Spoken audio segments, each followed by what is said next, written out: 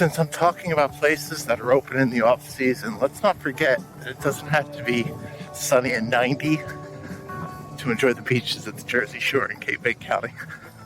Right on cue, there's one of Seattle's finest heading in there, which proves my point. It's John Burke of Burke Co. Long & Foster Real Estate Group, and I promise you we are continuing with the rental series. I'm going to talk about my pride and joy, one of my favorite rentals in the entire island today, and how anything is possible in this town. But right on cue to see that police officer, part of Seattle City's finest, working in there, because if I'm going to talk about businesses that stay open in the off-season, there is no way I cannot mention Mrs. Brizzle's. A lot of people know them for their buns during the summer, but Mrs. Brizzle's, for people who live here year-round, is open for lunch and breakfast day in and day out.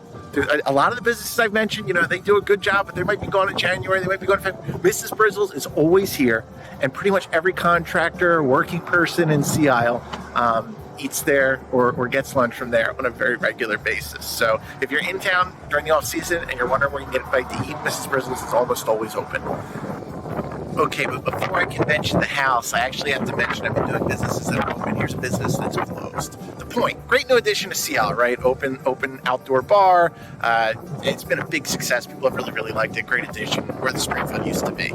But because the Springfield had been sold and nobody quite knew what was going to end up there, the house that we're going to talk about, my pride and joy, 1543rd Street, which you can see right there behind me. You can see there's a building next to it, and then you've got the beach.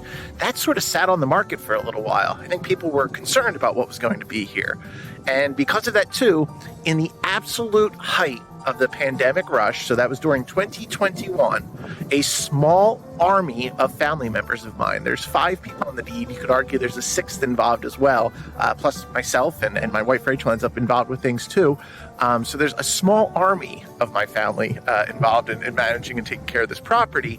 Managed to purchase that home there, 4-bedroom, 2.5 bath M, about 1,900 square feet, one house off the beach, although there's a building between you and the beach, for $925,000. They were asking $975 at the time, and in 2021, that's during the height of the pandemic, they bought this house, one house off the beach, for $925,000.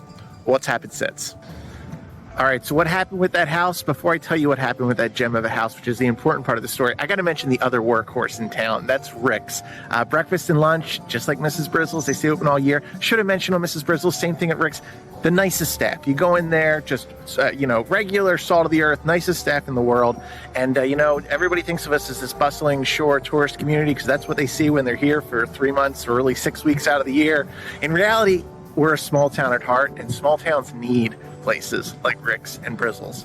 You can get great food and a great staff, and they're always there for you.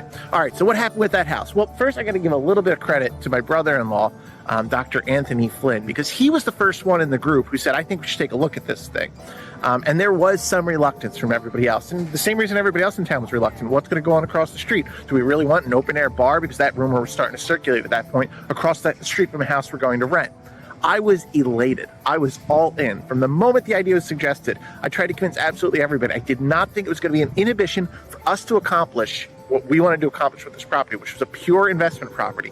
Purchase it and bring in as much money as possible so that people involved could basically, because what they were trying to do, a lot of the people involved, is lock themselves into rising prices. This wasn't anybody's final home, right? They were buying it as a small army, but they wanted to get equity in town. They wanted to own something so that if prices were moving up, they had a piece of that and they had value moving up with it so that at some point everyone could splinter off and find their own homes. So this property was purchased, and we are currently we've done for a couple years, in excess of $70,000 a summer in the property. In excess of $70,000 a summer in the property. Next year, I think we're on pace to do even better on that, on a purchase price of $925,000.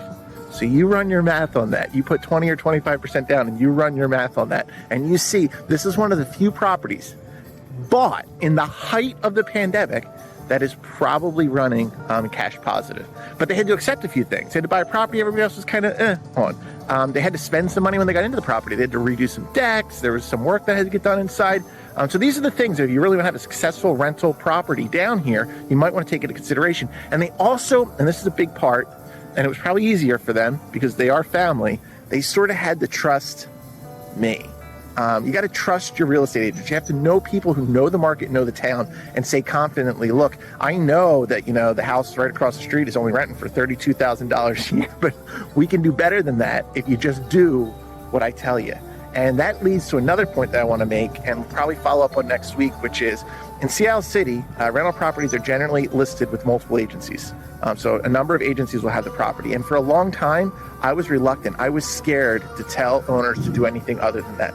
And the big reason was I thought I would have trouble renting outside weeks. If I start missing your outside weeks, I can't maximize your rental income on the property. So I was reluctant to do it.